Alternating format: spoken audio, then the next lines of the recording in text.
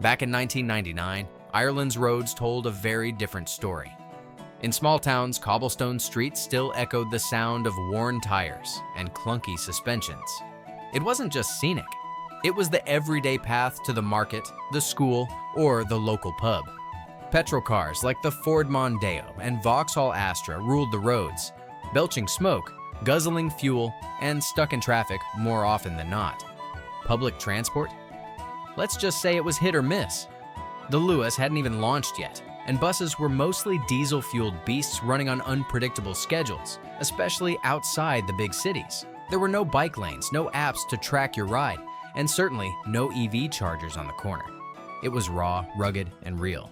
Ireland's roads were full of character, even if they weren't always full of convenience. In 1999, a typical Irish home meant red brick walls, oil heating, and windows that fogged up faster than you could say winter. These suburban streets stretched for miles, cozy, charming, but not exactly cutting edge. In Dublin, apartments were starting to rise, but smart tech? That was science fiction. No green rooftops, no energy ratings, just radiators that took their sweet time. Inside, life was fully analog. Thermostats with dials, doorbells that buzzed, if they worked, and no "Hey Alexa" to ask about the weather. And the internet? You were lucky to have it. Dial-up meant choosing between loading a web page or using the landline, because you couldn't do both. Homes were simpler, less connected, sure, but full of family, routine, and a kind of warmth that didn't need a smart sensor to feel real. In 1999, Dublin's skyline looked nothing like the futuristic stretch we see today. It was low, scattered, and still figuring out where it wanted to grow. No sleek glass towers, no Grand Canal Dock tech haven, just cranes on the horizon and scaffolding on every corner. Construction sites were everywhere, echoing the Celtic tiger's roar. Ireland was building fast, but it hadn't caught up to the future just yet. City centers? Built for cars, not people. Narrow footpaths, almost no pedestrian zones, and sustainability wasn't even part of the conversation. And tech? Let's just say, primitive. ATMs were your lifeline. Phone booths still stood on every block. And smartphones? They didn't exist, or not even in our daydreams. It was a city on the edge of transformation, buzzing with potential, but still stuck in an analog world. Ireland, in 1999, had a heartbeat you could feel. The Celtic tiger was roaring, jobs were booming, money was flowing, and there was this fresh sense of hope in the air.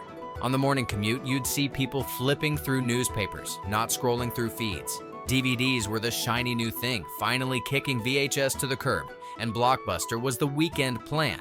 Pubs were the soul of the city. No QR codes, no Instagram stories, just clinking glasses, live trad music spilling into the street, and the unmistakable haze of cigarette smoke hugging the ceiling. Globalization? Just getting started. Irish life was still beautifully local. Neighbors knew each other. Sunday dinners were sacred, and traditions weren't something to be preserved. They were just how life was. 1999. Ireland wasn't connected by Wi-Fi. It was connected by community. Fast forward to 2025, and Ireland's roads have had a total glow-up. The roar of petrol engines replaced by the quiet hum of EVs gliding through Dublin's smart streets. Traffic lights now think faster than we do. AI-driven systems adjust in real time, easing congestion before it even builds. Dedicated EV lanes check rideshare zones everywhere. And in Galway and Cork, autonomous vehicles are already cruising in pilot programs. No hands, no stress. Cycling has exploded too.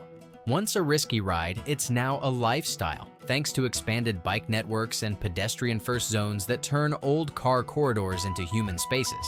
And here's where it gets sci-fi: solar-powered roads. Yep, towns like Milton Keynes are leading the way, with Irish trials not far behind. In just 25 years, Ireland has gone from traffic jams and diesel fumes to silent streets, smart systems, and a greener way to move. In 2025, the Irish home is no longer just a place to live, it's a smart, sustainable command center. Solar panels on the roof, wind energy from the coast, and every light, heater, and plug running on automation. That old brick house? It's now a green machine. And those once abandoned warehouses? They've been reborn as co-living spaces and remote work havens, full of glass walls, fast Wi-Fi, and zero emissions. App-based living runs the show. From your phone, you can tweak your thermostat, lock the doors, check the fridge, and order groceries before you even get out of bed. And energy ratings? They're not just a bonus. They're a badge of honor. Most new homes are BREEAM certified, zero emission, and smarter than some people's old laptops.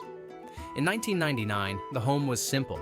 In 2025, it's sustainable, synced, and seriously smart. Ireland's cities in 2025 don't just look modern, they think modern. Dublin's skyline now shimmers with eco-skyscrapers, smart glass that adjusts to sunlight, and lighting systems that respond to the weather, just like the Shard's adaptive glow. Step into any public square, and it feels like the future. Digital kiosks guide your way, AI-powered CCTV keeps streets secure, and street lamps run on solar, not the grid. Getting around is smoother than ever. Tap your phone for a bus ticket, track your tram in real time, and hop on a low-emission ride. No paper passes, no guesswork. And the internet? It's everywhere. 5G and free Wi-Fi stretch from cafés to crosswalks, powering everything from mobile work to smart traffic systems. From the skyline to the sidewalk, Ireland's cities have evolved from concrete and cables to conscious, connected ecosystems. You'll find tradition dancing with technology. The pubs? Still full of music and laughter. But now, your pint might be paid for in crypto and ordered straight from your phone. Cafés serve oat milk lattes through app menus, and remote work hubs buzz from Dublin to Donegal. Even rural villages now host co-working spaces where sheep fields meet high-speed fiber. Weekends are vibrant, green markets packed with local goods, tech expos showcasing the future, and festivals where Gaelic storytelling meets VR headsets. It's a culture mashup that somehow feels seamless. We're more connected globally than ever before. Zoom calls, online gigs, and instant news from Tokyo to Tipperary. But here's the magic.